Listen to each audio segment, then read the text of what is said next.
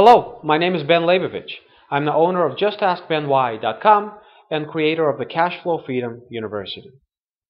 In today's video, I'd like to address the reality that the vast majority of landlords get in, get out, don't go anywhere. A lot of them quit, and a lot of them quit before they're able to experience to the fullest extent the benefits of why they got in the first place. There's a very logical explanation for why this happens, and in hopes of perhaps steering you in the right direction, here it comes. Most of us choose to buy long-term holds.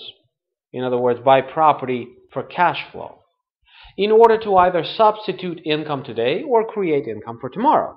We either want to have a way of leaving our jobs today by way of creating enough passive income to substitute for our earned income, or we just want to supplement our retirement or create our retirement package in terms of income.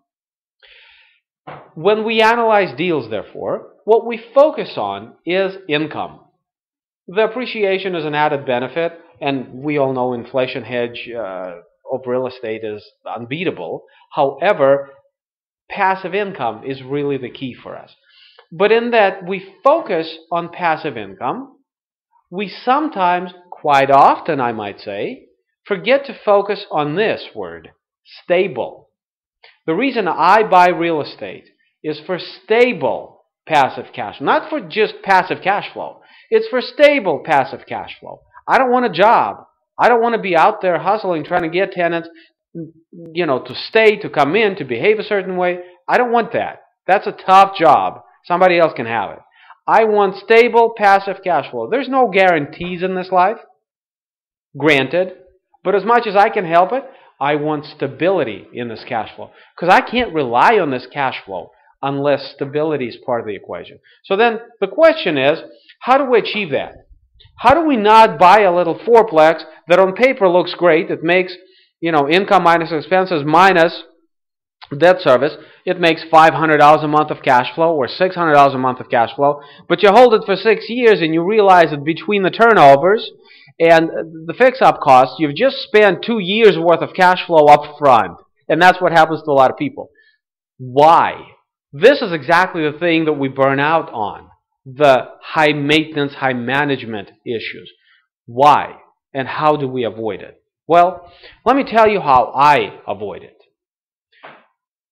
First of all, I recognize that the desirability of my building and my unit, where it is and what it is in terms of location and amenities, is 95% of what drives the unit attracting the kind of a tenant that A, will pay, B, will treat me and my property with respect, and C, will treat their neighbors with respect. Property itself goes 95% of the way of establishing this reality.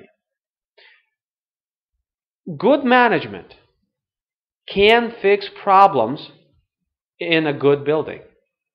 But even the best management will never fix problems in the wrong kind of building. Everything starts, as it concerns cash flow that's stable, everything starts with the building you've bought. So how do we determine what the right building is? I already mentioned that sometimes we can have the numbers that look good. Numbers are only a small sliver of this equation. Yes, we buy for the numbers, but we place value on stable, because the numbers don't mean anything unless they're stable. So, when I pull up to a building, I get out of my car, I look around, I look at the neighborhood, I see what the neighbor is doing over there, what the neighbor is doing over here. Would I live here? Would I want to live here? Is this attractive to me? That's the question I ask. Notice, I don't ask, will my tenants like to live here? I ask, would I like to live here? Why do I ask myself that? Because if I don't want to live here, for one reason or another, why would anyone else want to live here? I want to treat people the same way I would want to be treated. I can't get into everybody's mind. However, I know what I want. And all I can do is give people the same thing that I would be happy with. And I have to believe that this is the right thing to do as a landlord.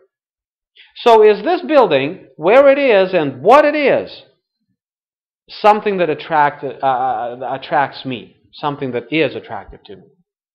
I open the front door. Is this where I would want to live?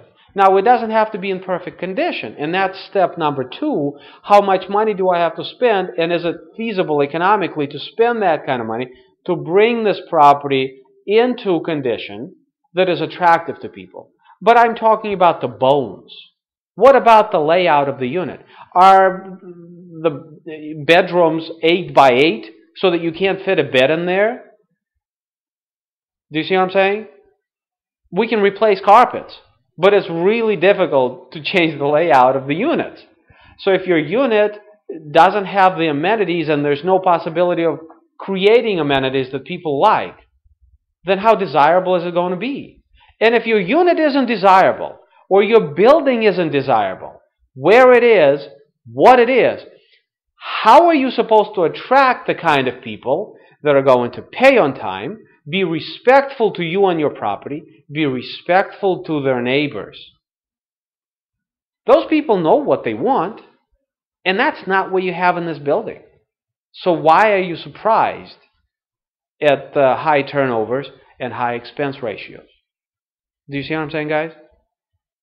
There are no guarantees in this building, in this business. I'm sorry. There are no guarantees in any business. However, put yourself in your potential tenant's shoes. What do they want? Give that to them. Can you do it in a way that's cost effective, economically feasible? If you can, this is a good building. If you cannot, and you are only looking at the numbers, and you are not looking at all the rest of this, you may get some passive cash flow, but you're not going to get the stable. Stable is what we need to keep us in the game. This is why we do it. There's nothing sexy about real estate, only that it's a means to an end, and stable has to be a part of the equation. My name is Ben Leibovich. I'm the owner of JustAskBenWhy.com and a creator of Cashflow Freedom University. Please visit my website at www.justaskbenwhy.com. Also, please connect with me on Facebook, Twitter, LinkedIn, and YouTube at /JustAskBen. Thank you for watching. I'll speak to you next time. Goodbye.